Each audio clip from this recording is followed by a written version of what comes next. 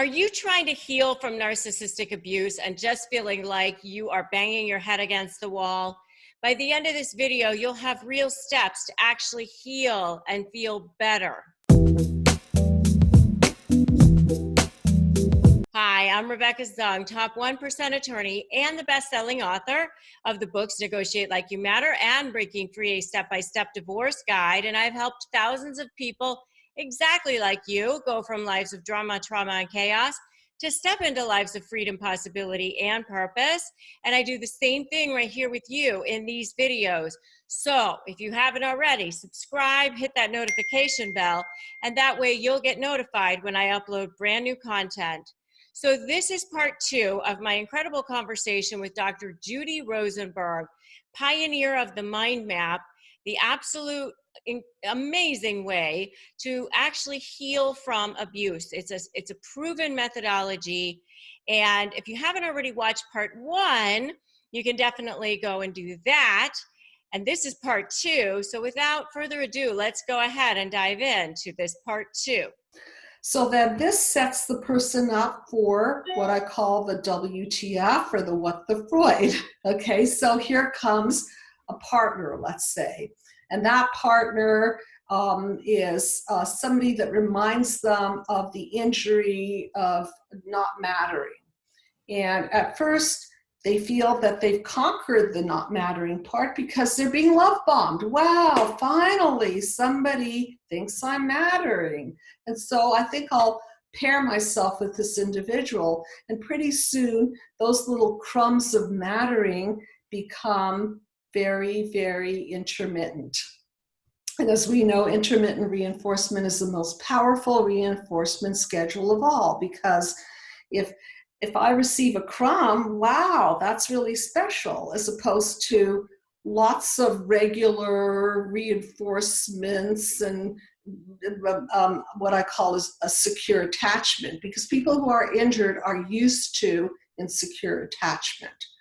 And so by conquering the person that treats them like mom or dad, they're going back into the repetition principle, and they're trying to win the game that they didn't win then, and they'll never win this round. And then they go down into chaos because they get re-triggered, and then they try to defend themselves, and this is where the drug, sex, rock and roll comes in, and whatever else they do. Some people cut themselves, some people just simply this is self-flagellation. Yeah, they opt out of life. Some people defend by watching porn or being on the cell phone all day, and there's just so many creative ways that people defend themselves. And at the end of that game, they break down. There's that blowout. There's that final, the final discard, or the final breakdown where they're suicidal or they're homicidal. This could be an explode also. It doesn't have to necessarily be an implode. So what do we do when we can't hold our feelings? We're either imploding and destroying ourselves, or we're projecting and exploding onto other people. And a lot of people are just stuck in there, stuck in that level, and they never get. So I just want to kind of to give people a picture of what you're describing. You have this mind map, and we're going to go ahead and make sure we show it on the video. But for the people who are listening versus on the podcast, I want to just kind of give them a visual. It's 9 boxes. Is her mind map, and so just picture 9 boxes, kind of like a Brady Bunch sort of look, and the top row is your past, and that's where you talk about your wound, reaction, and encoding, which you just described, and that middle row is your current, your where you are now, and that's your chaos, your defenses, and your breakdown or breakthrough. Correct. And then you take people through each one of these things so that they have to actually spend time understanding what their wounds are, how they've reacted to them, what their encoding is. Like you actually take them through this so they understand how they ended up where they are today. And then now we're getting into the third row, which is the last 3 boxes, which is your paradigm shift, your healing, and unity. So why don't we go through those? So they've gone to their breakdown and breakthrough, and so now Okay. what? I just want to back up for a moment to the breakdown, breakthrough. Sure. The breakthrough is actually the release of the psychological toxins. It's very important that they get in touch with the cause and hold energetically responsible the injurers. And we do that through a series of truth conversations.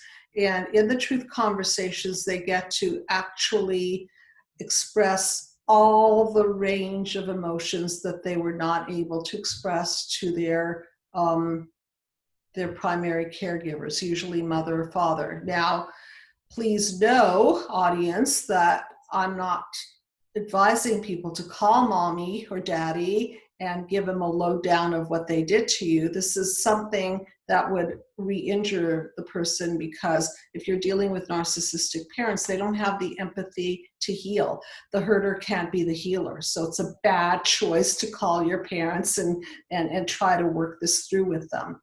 So what we do is we work it out in the therapeutic environment so that they get to release these toxins, reprocess everything, identify the lies as opposed to identify with the lies. And then they can start moving into the paradigm shift. The paradigm shift is where they are now aware of their cracked lens of perception, which is all the lies and the patterns that they bought into, and now they're seeing clearly. Their boundaries are more defined. And I refer to the biological model of the permeable and the non-permeable and the semi-permeable model. The permeable is more at the borderline features where people don't have the boundaries and they can't set limits and they don't have the self-esteem. And then the non-permeable are more the narcissists and the paranoids, they're walled off. And then the semi-permeable are the people who are able to vet, who can come into their inner circle or their medium circle. They can vet what's healthy for them, what's not healthy for them.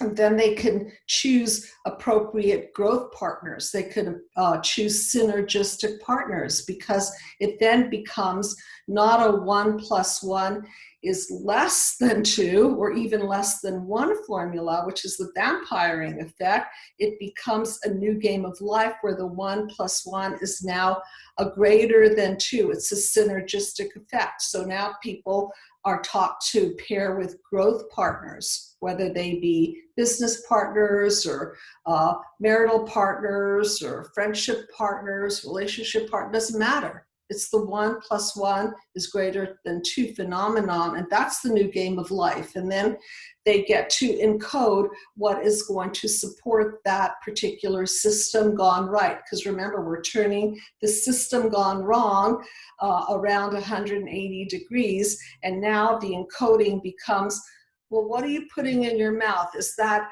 evolving you, or is that devolving you? Is that friendship evolving you, or is that friendship demeaning, devaluing, and destroying you? Is that choice in education authentic to you? Do you really want to become an attorney or a psychologist, or what is authentic to you? So this is where it becomes real, where people are choosing and encoding, and now they are, quote, the cause of part 2 of their life. And now they're able to basically construct their own world. Who do you want in your world? What kind of food do you want to eat? What kind of people are enhancing you? What kind of colors do you want to surround yourself with? Well, and I would even add to that is, like, I call it your inner head trash, that little idiot that lives inside of your brain that says you're not good enough in some way. When I was kind of dealing with this whole paradigm shift myself years ago, Yeah. I had to like retrain my brain, like, who's having that thought? Is it the idiot, Or is it the person that I'm creating myself to be? Correct. Is it the new person? And Exactly. distinguishing where that old thought pattern is actually coming from. And if it's true, look for evidence in reality. Is it true? Most of us, I think, have this syndrome that, and it's kind of cliche, but it's true, that if you did a talk in front of 100 people in the room and 99% of them said you were amazing and it was the best talk they ever heard, right, and one person says you sucked, you're going to go home and think about the one person who said you sucked the whole entire time. And so this is the difference between cognitive behavioral therapy and affirmations. We're actually dismantling panel 3. So the very thing that triggered the individual, I don't matter, I suck, I'm stupid, I'm incompetent, I'm never going to be good enough, all of that stuff gets literally dismantled, and it's pinned back to the cause. It goes back to the cause. This is not the message. This is not my message. This is a message that was blueprinted. It's inauthentic. It's based on a lie. We're releasing the emotional toxicity. So if a person with narcissistic personality dynamics comes along and demeans or devalues, tries to destroy, that panel 3 is now no longer active. We have dismantled the bomb so they can press and press and press as much as they want and no reaction. And that's how you step out of the game of dancing with the narcissist. You dismantle the whole system. And so they walk away because it's not interesting to you anymore. You don't beg and plead that they see you differently, or no, I'm not stupid, no, I'm not ugly, come on, don't you think I'm beautiful, please love me. So that whole game is shot. So because you already know that you have internal value. You've created that internal feeling. I mean, we all are inherently valuable, we just don't feel it. Right. And so it's really a matter of dismantling something that people are very unconscious of. They've been set up to do this. It's sort of like kind of like a grooming. They've been groomed to think this way. They've been groomed to be taken advantage of. And once you shine the truth light on all these aspects, then it loses its power. It's kind of like like Dorothy, once the curtain is pulled back from the wizard, okay, or Toto does it, the truth dog. Toto, the truth dog, pulls back the curtain, and there's this silly old man manipulating the levers, creating this land of Oz, and it's just an illusion. And that's what people get to experience in the process of the mind map system. It's their parents' creation. It's been a multi-generational creation, and it has nothing to do with their authentic self. And once this is exposed, they can start to grow. So beautiful. What an incredible tool you have created. So brilliant. Where can people find out more about you? They can go to psychologicalhealingcenter.com, and everyone is welcome to a free PDF copy of my book, Be the Cause, Healing Human Disconnect. And you can also purchase it on Amazon. I have a few videos that people can purchase. One is the 9-panel mind map system to healing that I created, and it is a complete A through Z, goes with the reading, and I go through each and every aspect of the mind map. So it makes it really, really simple. And then I have a grand star in the show, I want everybody to know, and that is my grandson at age 4. He broke down the mind map from a child's point of view. Amazing. And I did not put the words in his mouth. And amazing. I'll just give you a hint of panel 1, 2, 3. Panel 1 is the boo-boo grandma. And then panel 2 is the boo-boo hurts. And panel 3 is you think you're bad. And that's straight up from amazing. 4-year-old. Amazing. So, yeah. Amazing. And actually, if you go to psychologicalhealing.com, you can also get a free copy of your mind map as well. Yeah. Psychological Healing Center. Oh, sorry, psychologicalhealingcenter.com. And you also have a YouTube channel. Tell us about that. Very fun name, very serious topics. It's called Dr. Judy WTF with the Freud, and it was inspired by Sigmund Freud because Dr. Freud talks about the repetition compulsion, and if we do not make the unconscious conscious, we're doomed to repeat it. And the mind map is meant to intercept that system gone wrong and turn this repetition, compulsion, broken record thing, and move it along, process, dismantle, heal. So please do subscribe to my channel, and you can download a copy of the mind map, and all of this is in my book. And then I also have the Peaceful Healing Dialogue, which is a great way of negotiating with people, so that you get your point across and you don't keep saying you, and break the bond, where you have a chance at really ingesting and digesting what the other person is saying and create a bridge, an empathic bridge, and prevent a breakdown. Beautiful. Thank you so much. This has been so wonderful, and I think it's going to help so many people. I really appreciate you coming by and talking about all of these things with us.